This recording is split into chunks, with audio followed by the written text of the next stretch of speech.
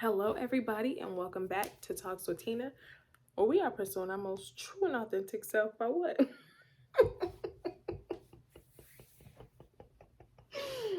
Uncovering our roots.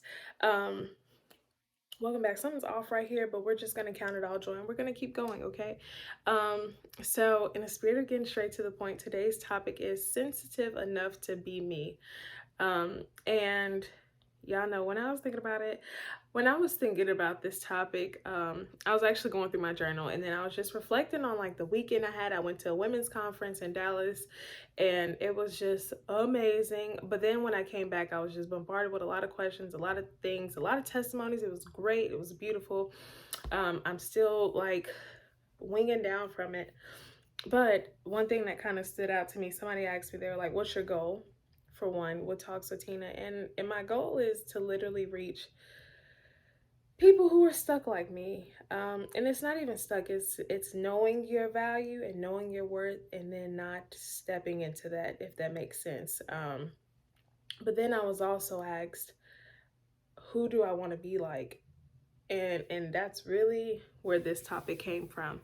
So with that question, I feel like oftentimes my response would have been I would have had an answer for somebody, but I've stepped so far into becoming me and my most true and authentic self that I don't want to show up as anybody. I don't even want to show up as a false image of myself, like.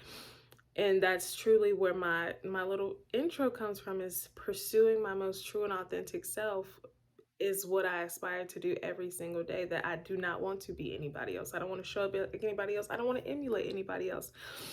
So it led me to thinking, like, how many times, like how often we try to emulate somebody and we try to be like them, that we discredit who we are, that we don't become sensitive enough to our own soft sides, because that's truly what we're running away from. Like, if we're running away from our soft sides, or the things that make us who we are truly, like that, all the things that your wounds, your scars, I talk about this all the time, it makes you who you are. So if you are constantly running away from that, or you're trying to wean off of that one area to be like somebody else, you are not being your most true and authentic self. And then when it is time to step into who you are, it's going to be so much harder, because who are you? Who are you? So to kind of full circle that, how do you make it make sense? How do you apply it to your life? It's just, you have to be sensitive enough to you.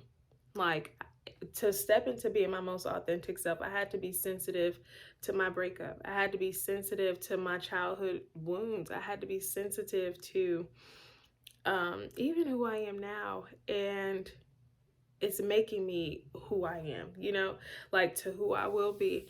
And I've encountered a few people who just, like, their story's unique, their life, makes them who they are, but they're not sensitive enough to them now. And it will often lead you astray. Like, you can't discredit who you are to emulate what somebody else is. You know how they always say, like, don't, oh dang, what am I trying to say? Basically, what people go through makes them who they are. Like, that's literally a true statement. Like, what you go through makes you who you are. So who am I to want to be like somebody else? I don't want your story. I don't want what you went through. Like, can I admire it? Absolutely. But do I want to be it? Absolutely not. And I feel like this is a short video because be sensitive to the things that make you who you are. And the moment you step into that, then you'll start to realize that you don't want to be, or you don't want anybody's story. You don't want to be the reader of somebody else's story, trying to live out their life. That was kind of spicy. I really like that for me.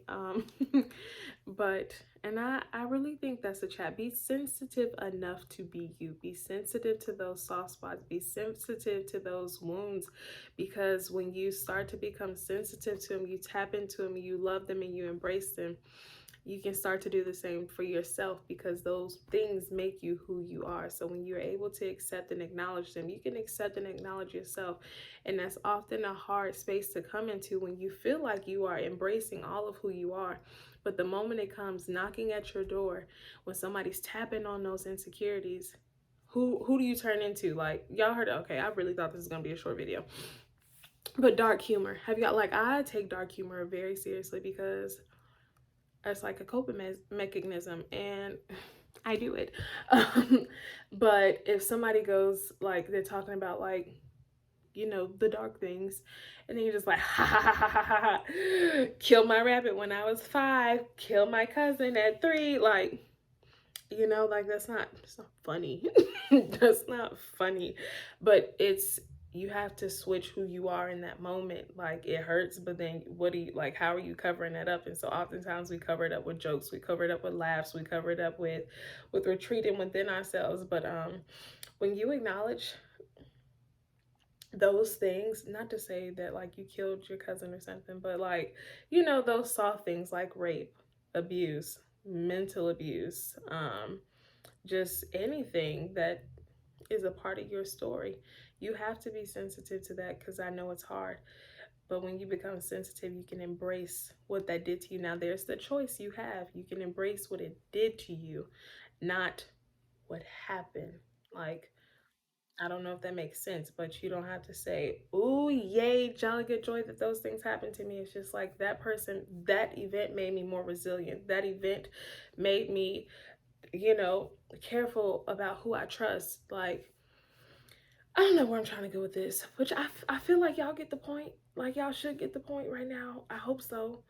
Dang, be sensitive to you, because when you're sensitive to yourself, then you can be yourself. Because oftentimes we are so harsh to our own beings that we don't even know how to accept ourselves fully. So accept yourself. Dang, I just got mad because I didn't know how to full circle that. But here we are. That's the chat, folks. I love you. Bye.